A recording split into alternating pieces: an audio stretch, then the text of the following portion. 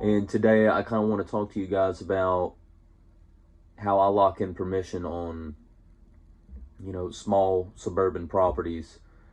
And first off, I just want to say it's not easy to get permission because there is a lot of people who are against hunting, things like that. But luckily for my area and a lot of other surrounding areas, a lot of people, are kind of all for it. So I'll start by saying that, no, I don't pay anybody to let me hunt their land. I've never paid to hunt on a lease or anything like that. I don't, money is kind of tight, but, that's just not what I do. So first, what I do is when I pull up to the house, actually, let me backtrack a little bit. When I'm scouting online, looking for properties to try and get permission at, I'm not looking for the big, 30, 40, 50 acre chunks of woods with, some ag field and stuff like that. Even though that would be ideal to hunt next to some ag fields and stuff, I haven't gotten that far yet. I'm just kind of targeting, the suburban areas with blocks of wood, pretty good sized blocks of woods that run behind the property. And typically when it comes to targeting, a specific parcel, what I like to look for is the house to be more or less close to the road, and then the rest of the property, the back 40, all hardwoods or thicket, whatever you prefer, if you can find anything like that. Then, as far as the size goes, I try to keep it around, anywhere from that 10 to 12 to 15 acre mark, maybe even less than that. I've got a few properties that are only 6 and 7 acres, and that seems to be pretty good as well, because a lot of those areas, really, there's not much hunting pressure. It's not like how it is in Atlanta, where the Seek One team does their door knocking and all that stuff. Those types of areas kind of quickly become pressured because there's a lot of other people that live in Atlanta that bow hunt, and they follow their channel, and that just kind of makes the pressure grow even more, as a lot of these people that watch them are kind of getting the same idea, like, hey, if they can do it, maybe I can too. And then a lot of other people are doing it, and then the next thing you know, one suburban community can quickly become overpressured, and then it just makes deer hunt a little bit more harder. But so I try to target land that's like anywhere from that like 8 to 12 acre range. It just seems to be a sweet spot. And also, a lot of the places that I've went door knocking at are all within the city limits, and in the city limits, in most places, you can't shoot firearms, just archery only.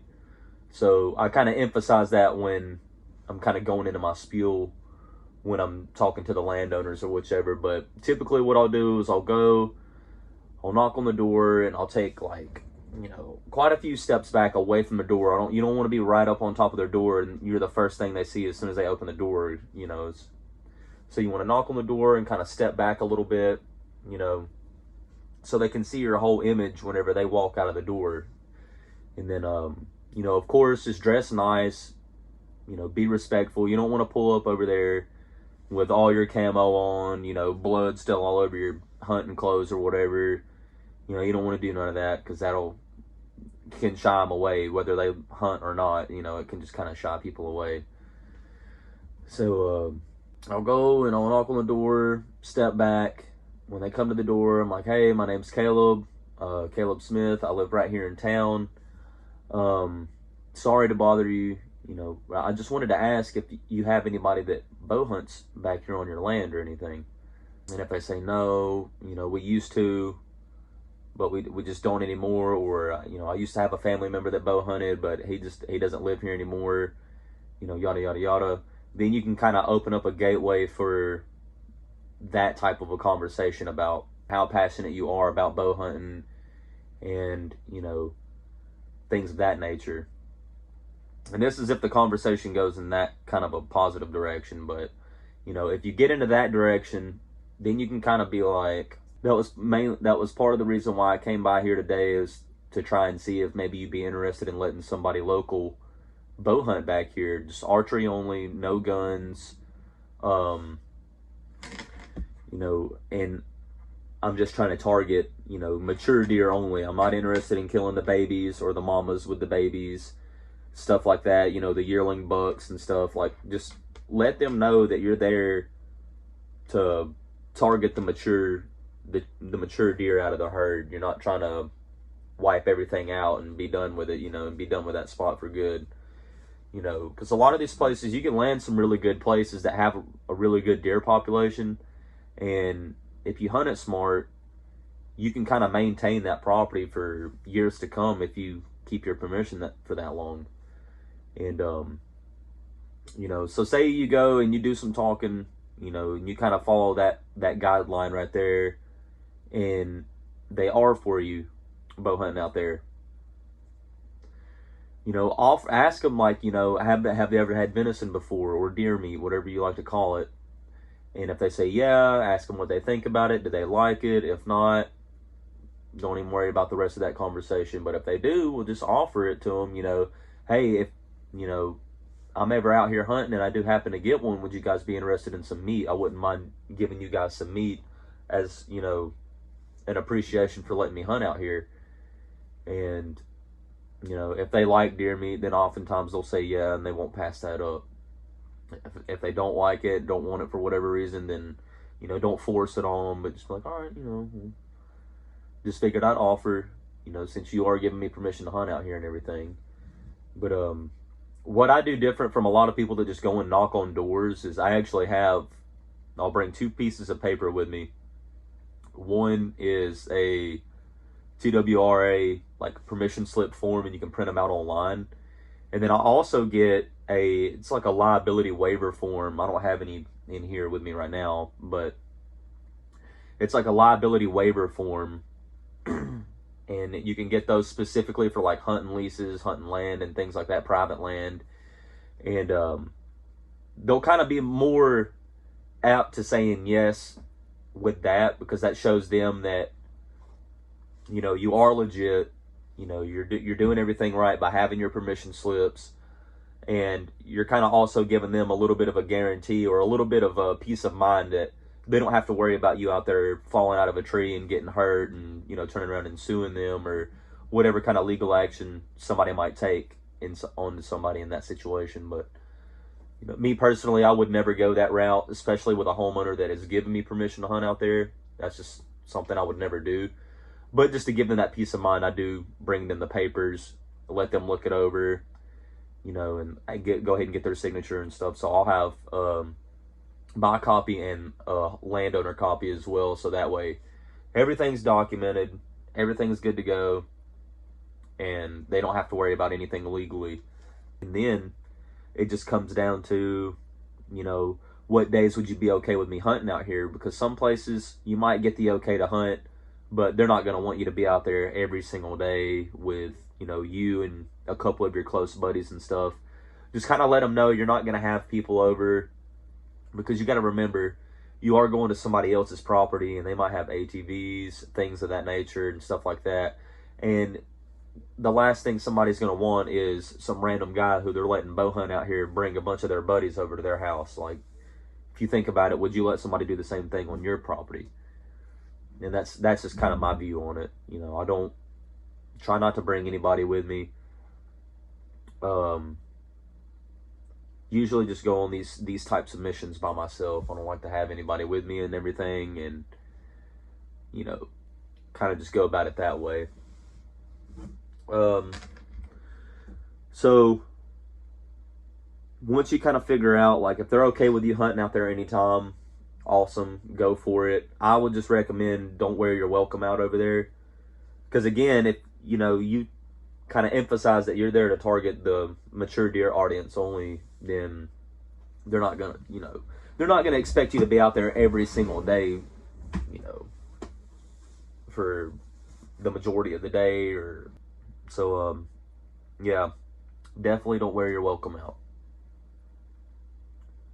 Now let's talk about if you go to knock on a door and you get turned away.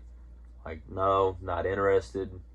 We don't allow hunting on our property, things of that nature. Do not try to convince them otherwise to let you hunt over there, even if you know you've got a big 140-inch deer that roams around through those woods. If they say no, it's a no, and that's pretty much all you can do about it. So just dead the conversation. Tell them, well, I appreciate your guys' time. Sorry for the bother or any inconvenience, and you guys have a good day, and just leave it at that. There's been a few instances where I'll go to ask for permission on a property, and one half is okay with it, but they have to talk to the other half to make sure that it's okay. And a lot of the times I'll give them my phone number so they can reach out to me if that's what they want to do. And after doing some talking, usually it seems to work out in a pretty good aspect. But then again, you are going to get turned down. This isn't a guaranteed 100% success rate when it comes to gaining permission on small suburban properties. There are a lot of people out there, like I said, who are extremely against bow hunting or hunting in general. And then there are people out there who really enjoy seeing young people getting involved in the outdoors and kind of doing their part with the management and stuff. Especially if you're in an area that's really, really overpopulated with deer, then you can kind of bring that up to them too, that diseases tend to spread a lot faster amongst a deer herd that's not really been managed correctly. And not only that, the reason why I let them know that I'm there to kind of go after mature deer in general, whether it's does or bucks. When you have an area, an overpopulated area in general, and you've got a larger number of mature deer, well, the food sources are going to run out at some point. And oftentimes the younger deer population, like the yearlings and the fawns and everything, are going to have a hard time catching up and having enough food to eat throughout the winter and everything. And you kind of want to keep a perfect balance in between the two, especially if you have a large number of mature deer within that herd. And that's another point that I kind of bring up to the homeowners once we're in that type of a conversation, and I start getting, I get the green light that I can hunt out there or whichever. I kind of just stress the importance of deer management, mainly in like suburban areas and stuff. I know plenty of you guys have seen, just driving through heavily populated suburbs, there's just a massive herd of deer around, and a lot of the times some people have an issue with them because they're tearing up their flower beds. Bucks will come out and rub all over their trees, their shrubs and stuff that they have planted out there, and making scrapes in their yard and stuff. And some people kind of find them as a pest because of that. And if you can find somebody who kind of views deer in that kind of an aspect, then you're probably going to get the green light to hunt out there.